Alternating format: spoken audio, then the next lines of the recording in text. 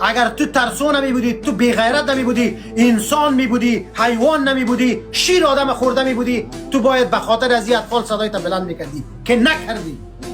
صفی احمد مسعودی بچه بز سایکو، صفی عطا محمد نور سایکو، صفی یونس قانونی را برو سایکو، صفی خلیلی و محقق و دانش را برو سایکو، صفی فیض کوفی را سایکو و هر نوع سفارت که شما میل چک بکنین یک حرف حتی ننوشتن، تقبیح حتی نکردن، حتی نگفتن که به خاطر اینمی اطفال ما برادر ناراحت هستیم.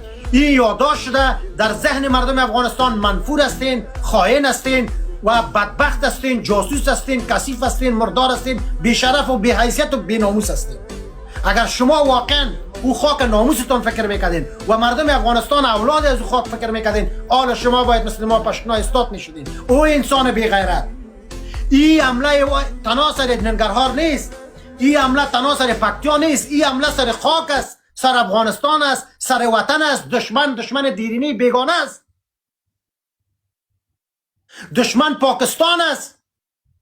تو خوشحال نشو به مرگ ما. او انسان بی حیثیت، او تازیزاده سمرقندی پدرلعنت بخارایی، او مهاجر گوخور. اگر مهاجر هم هستی، ما به ناموست جای دادم، ما به ناموست زمین دادم، ما به ناموست هویت دادم، ما به ناموست عزت دادم، من نان خودت تقسیم کردم، ما حفاظتت کردم. مثل کمیل از زنت حفاظت میکنیم، خواهرت حفاظت میکنیم، خانهت حفاظت میکنیم، قبر پدر موی سفیدت حفاظت میکنیم. این شکل در تاریخ ما از مغول تو بیناموس نجات دادیم، ما از 100 رقم انگلیس که آمده ما کشته دادیم.